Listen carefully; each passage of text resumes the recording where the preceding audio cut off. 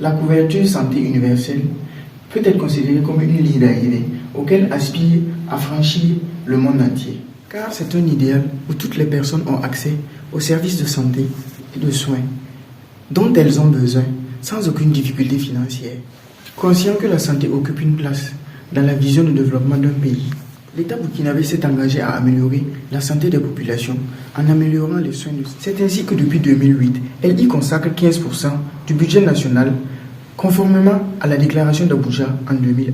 Certes, le Burkina Faso ne dispose pas encore de couverture sanitaire universelle, mais le gouvernement a fait le premier pas en votant la loi portant sur le régime d'assurance maladie universelle RAMU en 2015.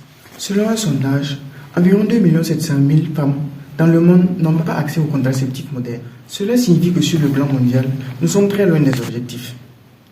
Et l'avènement de la Covid-19 a été un appel pour les pays, pour qu'ils comprennent que s'ils n'investissent pas dans la couverture sanitaire universelle et n'équipent pas leur système de santé en conséquence, ils vont perdre de nombreuses vies. Il est donc indispensable d'associer l'innovation à la collaboration et la collaboration à l'accélération. Eh bien, si nous considérons l'innovation comme étant une combinaison d'engagement, de pensée, de créativité et d'exécution, cela voudrait tout simplement dire qu'il ne s'agit pas de faire les choses différentes, mais de faire les choses différemment. Nous devons collaborer car c'est une chose importante qui va permettre de répondre aux besoins non satisfaits, surtout dans le domaine de la planification familiale en particulier, mais des systèmes de santé en général.